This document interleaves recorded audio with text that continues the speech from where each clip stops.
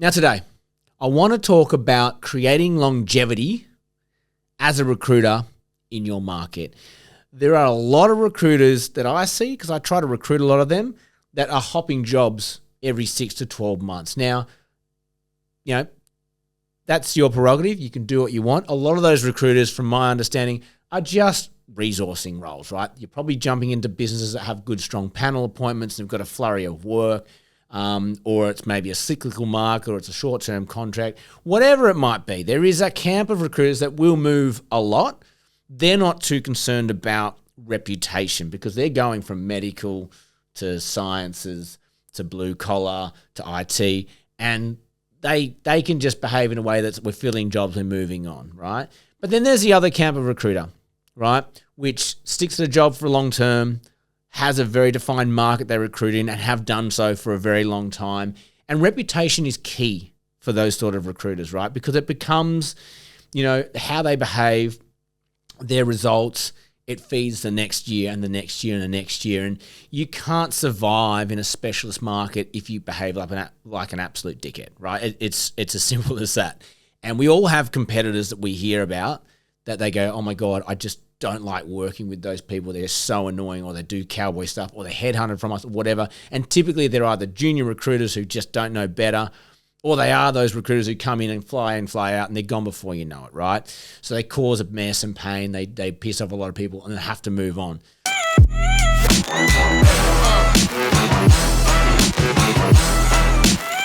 So if you're in that camp that's building longevity, that really thinks that your reputation is key to your success, or you might be at the beginning of your career thinking, that's what I want. I love my market. I like my clients.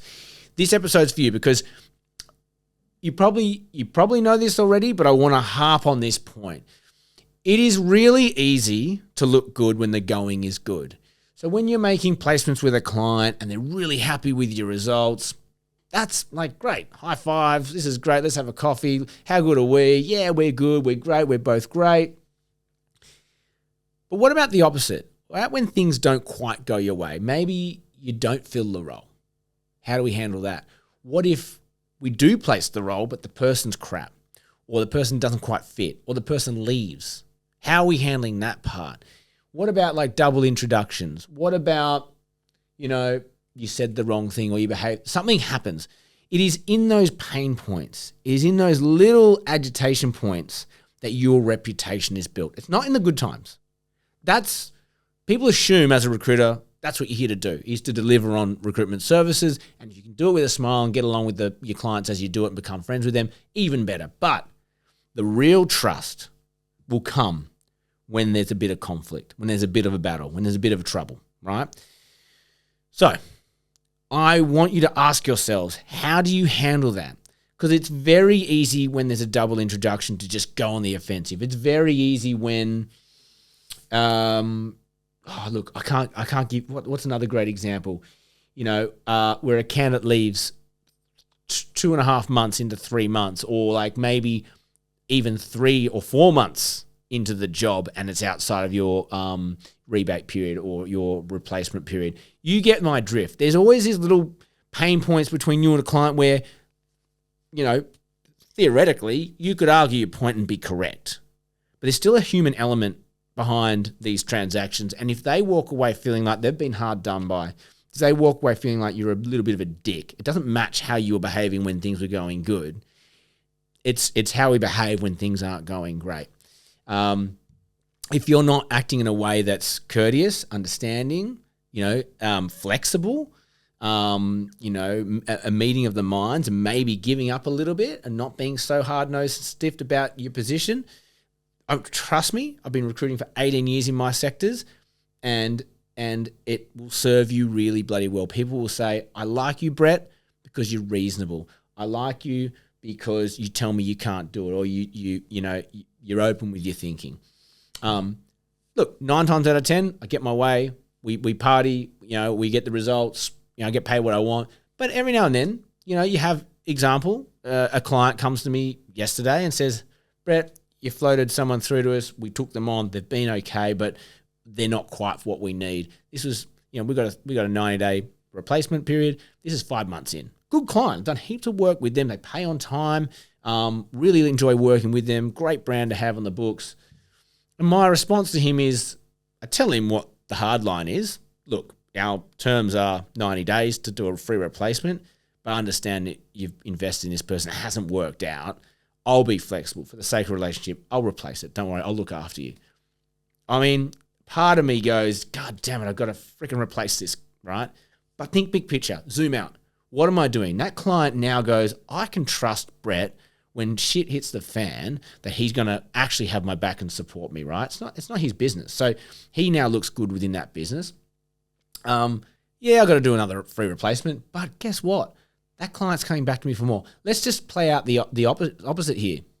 I say, nah, sorry, look, it says 90 days. That's on you. You should have contacted me earlier. You know, it is what it is. They're our terms. We've all been there, right? And we might play that line if it's a client that we're not too fond of or they've treated us a bit, whatever.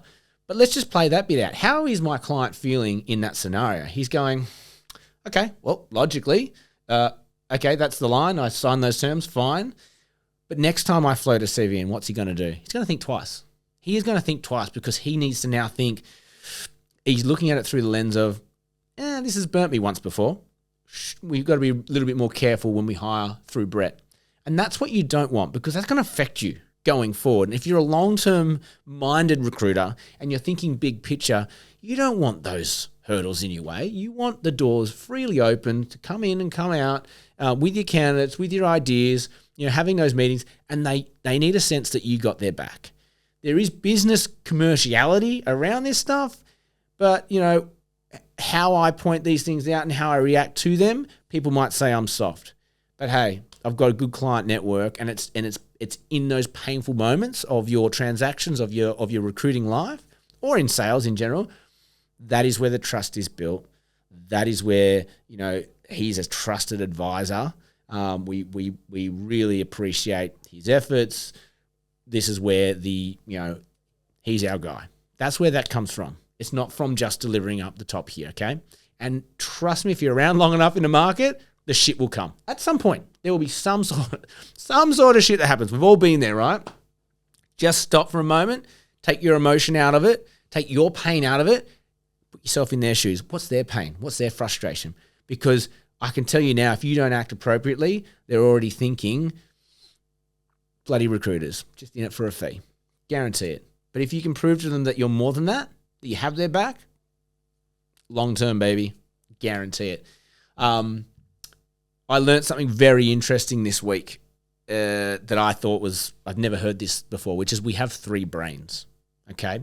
And this I'll probably do a whole episode on this, but we have 3 brains. We've got the logical brain, in the head, duh. That's logical. It's thoughts, it's logic.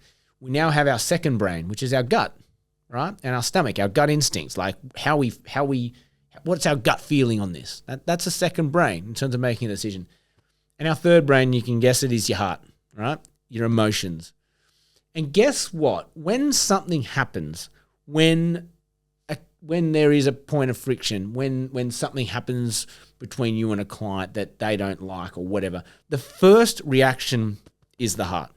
It's the emotional response. And now that's out of your control. That is how they are wired. But most people will have an emotional response to an event, and then their logic kicks in and starts to rationalize. But that emotional response needs to be serviced. It needs to be heard, and it needs to be acknowledged. And if you can do that with empathy, with understanding, with support, with I've got your back, let's have a rational conversation about this, trust me, you're building relationships for the long term. So I hope someone got something out of this. We probably already know this stuff, but I love shining lights on little things like this because it helps us realize, reflect, recognize, and hopefully someone got something out of it. So that's all we have time for you today. If you got anything, like, share, subscribe, helps us grow. Thank you. You are doing it. I see it. I appreciate you. Thank you.